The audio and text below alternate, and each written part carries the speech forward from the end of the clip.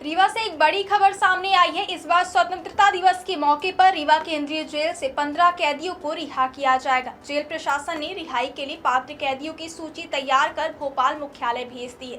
खास बात यह है कि इस सूची में एक महिला कैदी का नाम भी शामिल है। हालांकि कुछ कैदियों की रिहाई अभी उनकी कानूनी प्रक्रिया पूरी होने पर निर्भर करेगी। आइए आपको बताते हैं इस पूरे मामले की विस्तार से जानकारी क्या है।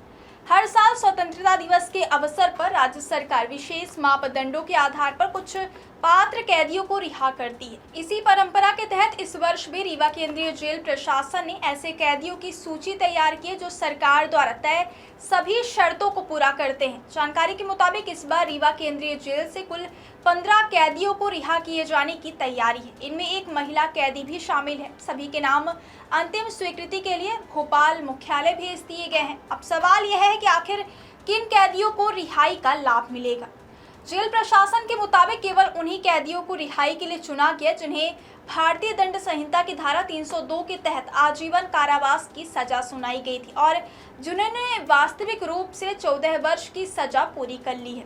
इसके साथ ही शासन द्वारा मिलने वाली छूट या फिर माफी को जोड़ने पर उनका कुल 20 वर्ष का कारावास पूरा होना भी जरूरी है।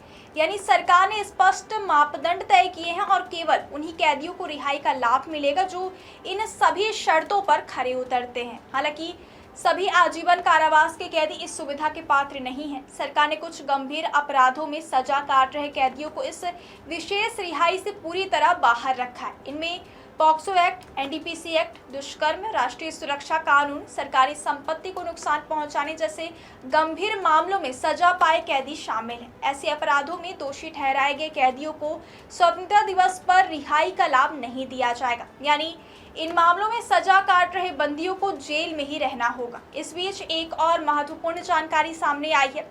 जिन 15 कैदियों के नाम रिहाई की सूची में शामिल किए गए उनमें से कुछ कैदियों की जमानत या फिर अन्य अपीलें अभी हाईकोर्ट में लंबित है। ऐसे में उनकी रिहाई सीधे तौर पर संभव नहीं होगी। नियमों के मुताबिक यदि संबंधित कैदी स्वतंत्रता दिवस से पहले अपनी लंबित अपील वापस ले लेते हैं तभी उन्हें रिहाई का लाभ मिल सकेगा। यदि अपील वापस नहीं ली जाती है तो उनकी रिहाई की प्रक्रिया प्रभावित हो सकती है। यानी कुछ कैदियों के लिए अंतिम फैसला अभी भी कानूनी प्रक्रिया पर निर्भर करेगा। इस पूरे मामले पर रीवा केंद्रीय जेल के अधीक्षक एसके उपाध्याय ने जानकारी देते हुए बताया कि राज्य शासन द्वारा तय किए गए सभी मापदंडों के मुताबिक 15 आजीवन कारावास की सजा काट रहे कैदी रिहाई के पात्र पाए गए हैं। उन्होंने बताया कि इन सभी नामों की सूची शासन को भेज दी गई है और जिन कैदियों की अपील अदालत में लंबित है उन्हें अपील वापस लेने के लिए आवश्यक प्रक्रिया समझाई जा रही है। प्रयास किया जा रहा है कि समय रहते कानूनी औपचारिकताएं पूरी हो जाए ताकि पात्र कैदियों को स्वतंत्रता दिवस पर रिहाई का लाभ मिल सके।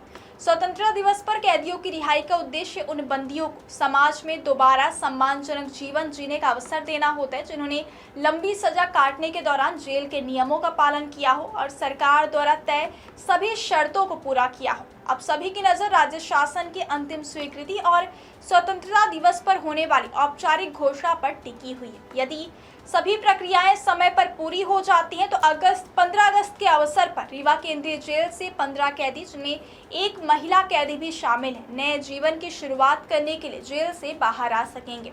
यह कदम न केवल सुधारात्मक न्याय व्यवस्था का हिस्सा है बल्कि उन कैदियों के लिए भी नई उम्मीद लेकर आएगा जिन्होंने वर्षों तक सजा काटने के बाद समाज की मुख्य धारा में लौटने का अवसर अर्जित किया है। क्या आप हड्डी, जोड़ या कैंसर जैसी गंभीर बीमारी से परेशान हैं? तो अब निराश ना हो। रीवा के आरोग्यम कैंसर एवं ऑर्थो केयर सेंटर में पाइए सटीक इलाज। मिलिए हड्डी जोड़ रोग विशेषज्ञ डॉक्टर पुष्पेंद्र तिवारी और कैंसर रोग विशेषज्ञ गोल्ड मेडलिस्ट डॉक्टर आराधना त्रिपाठी से। हमारा पता है श्याम कॉम्प्लेक्स, नया बस स्टैंड, रीवा।